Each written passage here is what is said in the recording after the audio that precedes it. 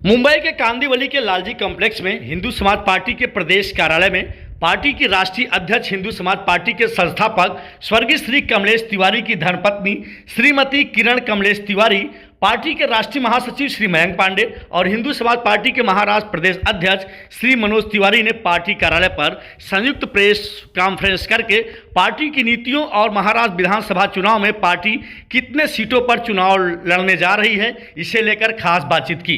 इस मौके पर पार्टी के तमाम कार्यकर्ताओं ने राष्ट्रीय अध्यक्ष श्रीमती किरण तिवारी का मुंबई कार्यालय पर जोरदार स्वागत भी किया और इस दौरान पार्टी के महाराष्ट्र इकाई ने यह भी घोषणा किया कि पार्टी 18 अक्टूबर को हिंदू समाज पार्टी के फाउंडर प्रेसिडेंट स्वर्गीय श्री कमलेश तिवारी का बलिदान दिवस कांदिवली के कंट्री क्लब में मनाने जा रही है और लोगों से अपील भी किया है कि हिंदुत्ववादी विचारधारा के लोग अधिक से अधिक संख्या में पहुंचकर हिंदू समाज पार्टी की राष्ट्रीय अध्यक्षा श्रीमती किरण तिवारी के ओजस्वी विचारों को सुने।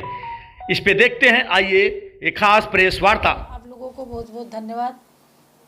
हमारे आने पर आप लोग आए और उसके बाद हमारे प्रदेश अध्यक्ष जी जो हैं वो आज जब से मैंने हिंदू समाज पार्टी में उनको जोड़ा है उसके बाद से वो इतना एक्टिव हैं, सिर्फ हिंदू समाज के लिए काम करने के लिए तिवारी जी के विचारधारा और हिंदू समाज पार्टी का नाम सुन करके इतना प्रभावित हैं। 3 साल में उन्होंने बहुत मेहनत की और अब चुनाव डिक्लेयर होने को आए हैं, इसलिए प्रदेश अध्यक्ष जी ने मुझे बुलाया और हम यहाँ पधारे। दीदी, कितने दिन का महाराष्ट्र दौरा है आपका मुंबई में? कम से कम 1 हफ्ते का। तो मुंबई दौरे के बारे में आप जिक्र करना चाहेंगे? यहाँ पे आप किस तरह के लोगों से मिलेंगे और क्या आपने रूपरेखा तैयार किया, क्या कार्यक्रम होगा? मेरा कार्यक्रम है लोगों से जो हमारे प्रत्याशी हैं उनसे भेंट करने का है, चर्चा करने को है, क्योंकि हमारा मकसद है कि हम सारी सीटों पे अपने चुनाव प्रत्याशी खड़ा करें। किरण जी, अभी कुछ ही दिन पहले महाराष्ट्र में एक बृहद कार्यकर्ता सम्मेलन हुआ था हिंदू समाज पार्टी का प्रदेश अध्यक्ष मनोज तिवारी जी के नेतृत्व में। महाराष्ट्र मुंबई के तमाम जगहों से लोग आए थे, तो वहाँ पे घोषणा हुई थी कि लगभग 125 सीटों पे पार्टी चुनाव लड़ेगी। तो चंद दिन बाद ही महाराष्ट्र में चुनाव होने विधानसभा के, तो क्या तैयारियां हैं, कितने सीटों पे तैयारी प्रत्याशी? लगभग सारी सीटों पे हम एक भी सीट नहीं छोड़ना चाहते हैं।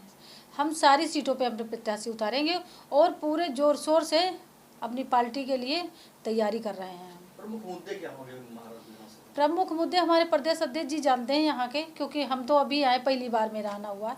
प्रमुख मुद्दे जो लोगों के हैं वो तो हमारे प्रदेश अध्यक्ष जी जानते हैं, तो डाटा वही बनाएंगे कि क्या हैं हमारे मुद्दे यहाँ के, और बाकी जो हमारे स्तर से है वो हम सारी चीज़ आपको बताएंगे, बाकी तो प्रदेश अध्यक्ष जी बताएंगे आपको। दीदी, जिस तरीके से हिंदू समाज पार्टी की बात करें तो महाराष्ट्र में जिस तरह से कार्यकर्ता सम्मेलन यहाँ पर हुआ था, भारी संख्या में लोग इससे जुड़ रहे हैं और लोग इस पार्टी से जुड़े हैं, तो उसके लिए आप क्या संदेश देना चाहेंगे मुंबई करों के लिए, महाराष्ट्र वासियों के लिए? महाराष्ट्र वासियों के लिए बस हमारी तरफ से बहुत बहुत उनका धन्यवाद है कि हमारे पार्टी से वो जुड़ रहे हैं और ये देख रहे हैं कि एक कट्टरवादी हिंदू समाज पार्टी है जिससे जुड़ करके, और मुझे कुछ आगे अगर हम बेहतर कर सकते हैं और चुनाव में अगर हमारे कोई भी प्रत्याशी जीत के आते हैं जब, तो अच्छा बेहतर उन लोगों के लिए करेंगे। अच्छा, आखिरी सवाल, मनोज तिवारी जी जो प्रदेश अध्यक्ष हैं, इनके लिए क्या कहना चाहेंगे? जिस तरीके से पार्टी का जनाधार बढ़ा रहे हैं, उनके साथ जिस तरीके से पूरी टीम जुड़ी हुई है, कार्यालय में भी जोरदार स्वागत किया गया है, तो क्या कहना चाहेंगे? मनोज तिवारी जी का तो हम धन्यवाद कर ही रहे हैं कि हिंदू समाज पार्टी के लिए बहुत बेहतर तरीके से काम कर रहे हैं और हमारे जो भी इन्होंने जो अपनी विचारधारा, जैसे कि हमारी विचारधारा कट्टर हिंदूवादी की है, तो जो हम अपनी विचारधारा लोगों तक पहुंचा रहे हैं उनका भी बहुत बहुत धन्यवाद है। हमारी पार्टी से जुड़ रहे हैं, उनको लगता है कि पार्टी अगर आती है तो मेरे लिए बेहतर करेगी, और ये मेरा वादा है हमारे यहाँ की जो जितने भी जनता है उनके लिए ये वादा है कि अगर मेरी पार्टी कहीं से भी विधायक बन करके जब भी जो भी आएगा बेहतर करेंगे अपने कार्यकर्ताओं के लिए, अपने पदाधिकारियों के, समाज के लिए। ये धन्यवाद। मनोज तिवारी जी, आप हिंदू समाज पार्टी के महाराष्ट्र प्रदेश अध्यक्ष हैं, इसके राष्ट्रीय अध्यक्षा किरण तिवारी जी का कार्यालय में आगमन हुआ है, क्या कार्यक्रम है? पूरे जो है चुनाव भी है, चुनाव में अभी जहाँ जहाँ हमने प्रत्याशी खड़े किए हैं, पिछले टाइम हमने कुछ घोषणाएं की थी, कहीं कुछ दिक्कत नहीं आनी चाहिए, इसके लिए पहले से हम लोग प्रिपेयर है।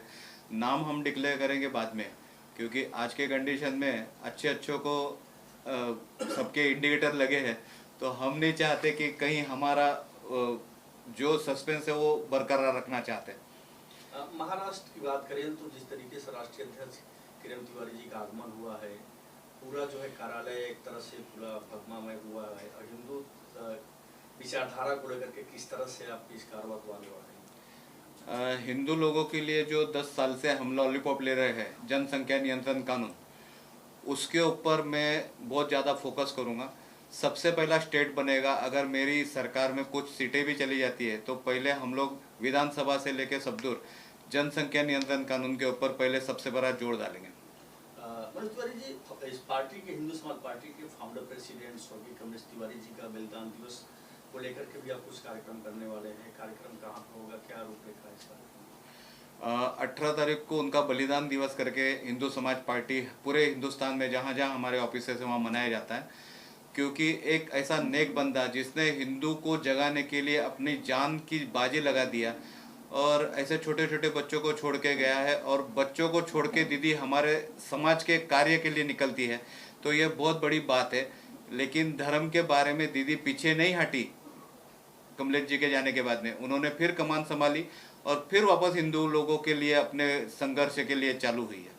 अभी सर, आपने महाराष्ट्र का दौरा भी किया था, तो किस तरह से लोगों का जुड़ाव हो रहा है हिंदू समाज पार्टी से? कैसा जिस तरीके से लोग जुड़ रहे हैं उसको लेकर क्या कहना चाहेंगे? मेरे साथ में जैसे पीछे मैंने जब मेलावा रखा था तो उसमें मेरे साथ में लिंगायत समाज के मनोहर धुंडे सर थे, बंजारा समाज मेरे साथ में है, उसके बाद में बजरंग दल, अंतर्राष्ट्रीय बजरंग दल दिनेश पाटिल मेरे साथ है, और कुछ छोटी मोटी पार्टियां अभी मेरे साथ में और जुड़ी है, लेकिन उन्होंने कहा है कि अभी हमको डिक्लेयर नहीं करना है, तो वो जब इलेक्शन डिक्लेयर हो जाएंगे जब वो मेरे साथ में आ जाएंगे। जैसे कि राष्ट्रीय अध्यक्ष महोदय ने कहा यहाँ पे कि पूरे महाराष्ट्र के सभी सीटों पर चुनाव पार्टी लड़ रही है, तो मुंबई में जो है किस तरह से आप दावेदारी क्या तैयारियां चल रही है?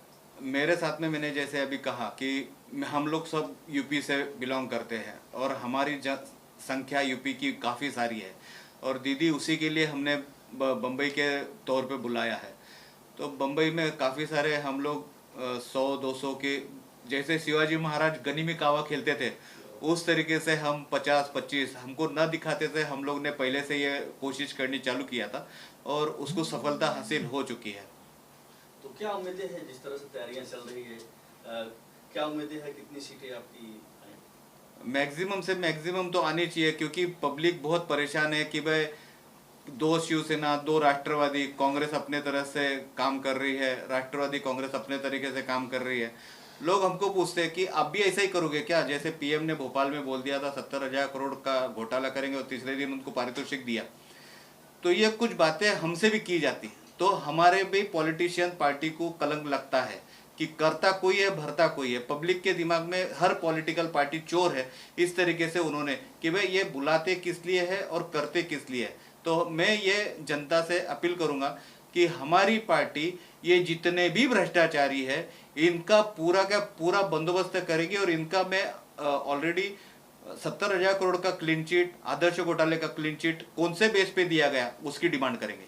मनोज तिवारी सर, आप यहाँ के जो है लोकल रहिवासी हैं, बचपन से आपकी शिक्षा दीक्षा मुंबई में हुई, अच्छी तरह से आप मुंबईकर भी हैं, तो क्या मुंबई की प्रमुख समस्याएं क्या है? अगर आप पार्टी के जो कैंडिडेट हैं इलेक्शन में जो आएंगे, तो कौन से मुंबई की प्रमुख 3 समस्याएं जिक्र करना चाहेंगे? हर बार जैसे अभी यहाँ पे मालौनी में एक एसआरए है, पिछले साल एसआरए का पूरा तोड़ दिया गया था, और बहुत मतलब वो कोई नहीं था, किसी तरीके से कोई उन लोगों का गुनाह नहीं था, लेकिन एक सांसद के जीत की वजह से 250-300 लोगों को निकाला गया एसआरए में से। और मतलब ये जो एसआरए का पब्लिक है वो बहुत परेशान है मुंबई में, उनके लिए सबसे पहले कार्य चालू करूँगा। एक आखिरी सवाल, जो जिस कार्यकर्ता है मुंबई हिंदू समाज पार्टी की महाराष्ट्र में, मुंबई में, तो आपकी तरफ से क्या संदेश होगा? जिस तरह से यहाँ पे राष्ट्रीय अध्यक्ष जी का आगमन हुआ, किरण तिवारी जी, क्या कहना चाहेंगे? और जिस तरह से बलिदान दिवस का कार्यक्रम है, क्या आप मैसेज देना चाहेंगे? मुंबई में जो सेफ्टी है, अभी कल इतना बड़ा एमएलए की शूट आउट हुआ है तो हम भी घबरे हुए थे, और मेरे साथ में पुलिस, महाराष्ट्र पुलिस ने अच्छा सहयोग किया, उनके लिए मैं धन्यवाद करता हूं, क्योंकि उन लोगों ने हमारे से बहुत दीदी का ख्याल रखने के लिए हमारे से फॉलोअप रखा। और यूपी पुलिस, यूपी गवर्नमेंट ने भी उनको यहाँ तक प्रोवाइड किया है। तो आप समझ सकते हो कि कितना सेंसिटिव दीदी इतने एरिया में आई है। और मैं चाहता हूँ कि भाई जो भी कार्य करते हैं हमारे साथ में जुड़ रहे हैं, तो वो एक ही हमारे मकसद से जुड़ रहे हैं कि वह कट्टर हिंदू है। इसमें जो समाज एक आता है जो डायरेक्ट गर्दन तोड़ने की बात करता है, वहाँ पे हमको कहीं ना कहीं बंदोबस्त करना पड़ेगा, उसके बगैर चारा नहीं है। नहीं तो आने वाली 2 जनरेशन खराब हो जाएंगी, इतना मैं आपको दावे के साथ कह सकता हूँ। Thank you sir. जैसा कि आज हम महाराणा प्रताप जी की धरती पर, छत्रपति शिवाजी महाराज की धरती पर आज यहाँ पर हमारा आगमन हुआ है, और जैसा कि मैंने यहाँ पर देखा, युवा बहुत ही अच्छे रूप में हमारी पार्टी से जुड़ रहे हैं और बड़े मजबूती से जुड़ते जा रहे हैं। और साथ ही मैं ये चाहता हूँ युवाओं को संदेश देना कि युवा सारे हमारी पार्टी के साथ मिल करके आगे बढ़ें और कार्य करें। और उसके साथ साथ जो युवाओं में जोश है, जो पढ़े लिखे युवा हैं, जो इस समय बेरोजगार हैं, जिन्हें नौकरी का भी अभाव है, जिन्हें घर चलाने का धन का अभाव है, जो शिक्षित हैं, अच्छी अच्छी डिग्री लेकर के सड़कों पर घूम रहे हैं, छोटे छोटे रोजगार करने को किसी चीज़ में मजबूर हैं, तो मैं चाहता हूं कि ये जो सरकार है ये अराजकता की सरकार है, जिसके राज में लगातार मर्डर हो रहे हैं और जिसके राज में लगातार भ्रष्टाचार फैलता जा रहा है और जिसके राज में जो सरकार स्थिर नहीं है। हम अगर उत्तर प्रदेश में बैठे हैं तो वहीं से राजनीति शुरू होती है पूरे देश की और वहीं पर आकर समाप्त होती है। रही बात महाराष्ट्र की, तो यहाँ पर एनसीपी रही हो, कांग्रेस रही हो, शिवसेना रही हो, बीजेपी, सबने जनता को धोखा दिया है और धोखा देने के साथ साथ केवल अपनी जेब भरने का काम किया है। जनता को महंगाई की तरफ धक्का दिया है, युवाओं को बेरोजगार के कुएं में डाला है और जितनी भी महिलाएं बेटियां हैं वो सब आज के समय में सुरक्षित नहीं है। और जहां तक आप देख रहे हो, आए दिन लगातार जो मेरी पार्टी का मेन एजेंडा है वो है इस्लाम से जो अराजकताओं को फैलाया जा रहा है, जैसे कि आपका लव जिहाद का मुद्दा है, धर्मांतरण का मुद्दा है, जमीनों को कब्जा करने का मुद्दा है, अवैध जितने भी स्ट्रक्चर है उनको निर्माण करने का मुद्दा है, मठ और मंदिरों को क्षतिग्रस्त करने का, मूर्तियों को तोड़ने का मुद्दा है, युवाओं को भटकाने का मुद्दा है, नशे की ओर ले जाने का मुद्दा है, धर्म से भटकाने का मुद्दा है। इन सारी चीज़ों को हमारी पार्टी ने एक लक्ष्य स्थापित किया है कि जितने भी मठ और मंदिर हैं उनकी सुरक्षा हमारी पार्टी करेगी। जिस दिन वो सत्ता में आएगी उसके प्रतिनिधि सत्ता में आएंगे और उसके साथ ही साथ जितने भी मंदिर हैं उसके 1 किलोमीटर 5 किलोमीटर तक के दायरे में कोई भी मांस और मदिरे का सेवन ना होगा और ना उसकी बिक्री होगी, क्योंकि ये भूमि छत्रपति शिवाजी महाराज की भूमि है। यहाँ पर मांस और मदिरा नहीं चलता है और ना कभी चलेगा। तो ये सरकारों ने केवल एक ही एजेंडा बनाया कि हमें केवल धन कमाना है, अपनी जेबों को भरना है, अपने रिश्तेदारों को भरना है। उन्हें जनता से मतलब नहीं है। जनता क्या कर रही है? जनता मर जाए। आज किसान आत्महत्या कर रहा है, युवा बेरोजगार सड़क पे भीख मांग रहा है, ठेला लगा रहा है, पकौड़ा तल रहा है। तो आप ये बताइए इस देश का भविष्य क्या है? आज आप जनता को फ्री में राशन उपलब्ध करा रहे हैं, 1500 रुपए की भीख दे रहे हैं जनता को, महिलाओं को। क्या उन्हीं महिलाओं को सशक्त करके, पढ़ा लिखा करके, क्या आप उनको नौकरी नहीं दे सकते? उन्हें एक सुरक्षित समाज नहीं दे सकते? रात में 2 बजे अगर महिला जाती है तो वो डरती है, उसे भय रहता है कि कहीं हमारे साथ, जैसे कि आप सारी घटनाएं जिस तरह की रेप और बलात्कार, किडनैपिंग की देखते हैं। आज अभी हाल ही आपके दिनों में हमारे आने से पहले एक बहुत बड़ा मर्डर हुआ, शूट आउट हुआ, जो कि हमारे लिए चिंता का विषय है। अगर ऐसी सरकार होती, इतने सारी चीजें सरकार के पास, जितना भी ATS वगैरह सारी चीजें हैं, खुफिया सूचनाएं हैं, अगर वो भी यहाँ पे सुरक्षित है तो हम कैसे मान लें कि हम सुरक्षित हैं? ये एक महाराष्ट्र सरकार पर भी सवाल है, उसकी मशीनरी पर भी सवाल है। और जिस तरह से मैं चाहूँगा कि युवा जुड़ें, हमारे साथ आएँ और एक बेहतर भविष्य का निर्माण करें। जिस तरह से सरकार प्राइवेटाइजेशन की तरफ से लोगों को सरकार की तरफ धकेल रही है, एक ऐसा मोटिव निकाले, एक ऐसा कुछ ना कुछ ऐसा मंत्रालय बनाए जिससे एक तो हमारे धर्म की रक्षा हो। मेरी पार्टी आज ऐलान करती है कि हम सनातन रक्षा बोर्ड का निर्माण करेंगे, उसका गठन करेंगे और साथ ही साथ बेरोजगारों के लिए एक बेरोजगार बोर्ड का भी गठन करेंगे, जिसमें बेरोजगार अप्लाई करेगा और उसे एक निश्चित शुल्क भी दिया जाएगा जब तक हमारे प्रतिनिधि उसको नौकरी नहीं दिला देते हैं। मैं पंडित जी, अगर मुंबई की बात करें जी, तो ये मुंबई काफी युवा बिल्कुल धड़कन है, बड़ी संख्या में युवा रहते हैं। मुंबई के युवाओं के लिए आपकी तरफ से क्या संदेश है अगर पार्टी आपकी यहाँ जीत? बिल्कुल, मैं चाहता हूँ मुंबई के युवाओं जी, को किस तरह से आप रोजगार? देखिए, हम ये चाहते हैं कि युवा ने सबको मौका दिया, कुछ वोट करने के लिए तैयार हो रहे हैं, कुछ ने वोट करके बैठे हैं। हमारे जैसे लोग वोट करके सरकारों पर भरोसा करके बैठे हैं और उन सरकारों ने केवल धोखे के अलावा उनके साथ कुछ नहीं किया।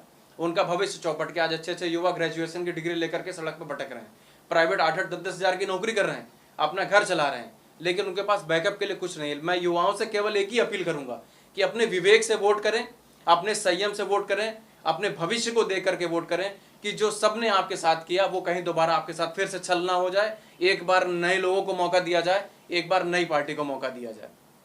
Thank you so much. धन्यवाद।